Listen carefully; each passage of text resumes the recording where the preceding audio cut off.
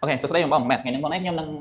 មកដោះស្រាយបញ្ហារឿងមួយដែលបងពីច្រើនគាត់ប្រើប្រាស់សារទ្វារជាមួយអតិថិជនគាត់បានប្រាប់ឬក៏គាត់ប្រាប់ឲ្យអតិថិជននៅតែអត់បានធ្វើការតាមការណែនាំរបស់គាត់ទេអញ្ចឹងខ្ញុំមានបញ្ហាមួយគឺតាក់ទងទៅនឹងគេហៅ emergency power bank ឬក៏ emergency power supply អញ្ចឹងចំពោះសារទ្វាររបស់ e-service យើងមាន run down មួយគេហៅថា run down សម្រាប់ emergency គឺគេប្រើប្រាស់នៅពេលដែលវាអស់មកបាទនៅពេលដែលថ្មនៅខាងក្រោយនឹងវាអស់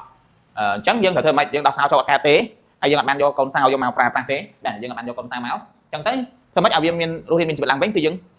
ប្រើប្រាស់ជាមួយ emergency កន្លែង down power ហ្នឹងគឺដើម្បីជួយ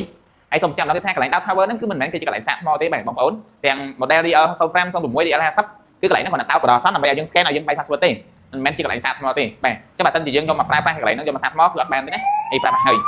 នឹង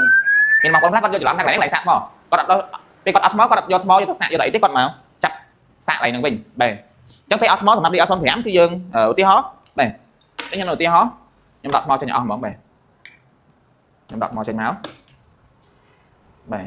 ខ្ញុំដកថ្មចេញមកពី0មាន0ទី1 0ទី2អញ្ចឹងជាមួយទៅនឹងសារទ្វារវានឹងឡើងដើរហើយបាទ scan អីក៏វាឡើងស្គាល់ដែរឆាក់កន្លែងស្គាល់ដែរអញ្ចឹងយើងត្រូវធ្វើម៉េចបាទយើងត្រូវមាន power bank មួយបាទ power bank បាទនេះជា power bank របស់ e-service ខ្ញុំយកមកប្រាប់ហើយហើយតាមមកយើងប្រើជាមួយនឹង Type C យើងដោតទៅខាងក្រោមរបស់វាគេមានកន្លែងដោតបាទនេះយើងដកមកហើយយើងដោតវាទៅបាទ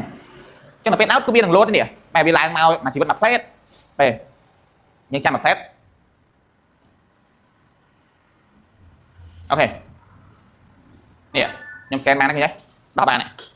អញ្ចឹងពេលយើង scan ពេលយើងដោតមួយផ្លេតហ្នឹងយើងដោះមកបាទចាប់បាក់ចូលទៅហើយដោះ